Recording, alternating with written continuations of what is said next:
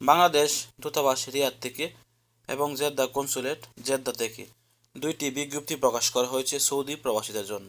যারা সৌদি প্রবাসীরা রিয়াদ দূতাবাসে যান বিভিন্ন কাজের জন্য, আবার অনেকেই জেদ্দা কনসুলেটে যান বিভিন্ন কাজের জন্য।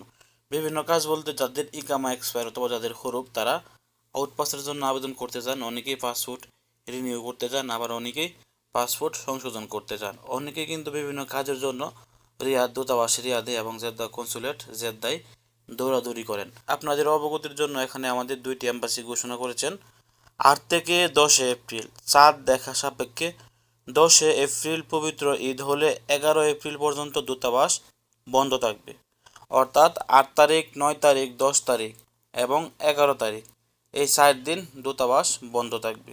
এটা হচ্ছে রিয়াদ দূতাবাস, অর্থাৎ 11 তারিখের পর কিন্তু রিয়াদ দূতাবাস খুলবে। যারা রিয়াদ দূতাবাসে বিভিন্ন কাজের জন্য যাবেন, অবশ্যই আপনারা এই দিনগুলি ছাড়া অন্য দিনগুলিতে গিয়ে আপনার জরুরি কাজগুলো করে নেবেন। এবং জেদ্দা কনসুলেট টিম এখানে ঘোষণা করেছেন তারা তাদের এম্বাসিটি বন্ধ থাকবে 9 তারিখ থেকে 11 তারিখ চাঁদ দেখা সাপেক্ষে মঙ্গলবার, বুধবার, বৃহস্পতিবার, এই 3 দিন তাদের এম্বাসি বন্ধ থাকবে। 9 তারিখ, 10 তারিখ, 11 তারিখ জেদ্দা কনসুলেট 3 দিন এবং রিয়াদ দূতাবাস 4 দিন। এই দিনগুলি ছাড়া আপনারা এই সকল এম্বাসিতে বিভিন্ন কাজের জন্য যান।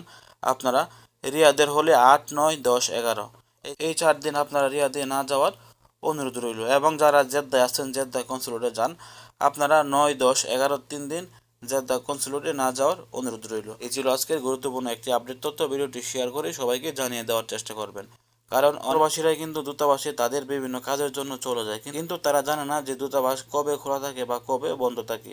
এজন্য ভিডিওটি শেয়ার করে তাদেরকে জানিয়ে দেওয়ার চেষ্টা করবেন, যেন তারা ওইখানে গিয়ে ঘুরে না আসতে হয়। ভালো থাকুন, সুস্থ থাকুন।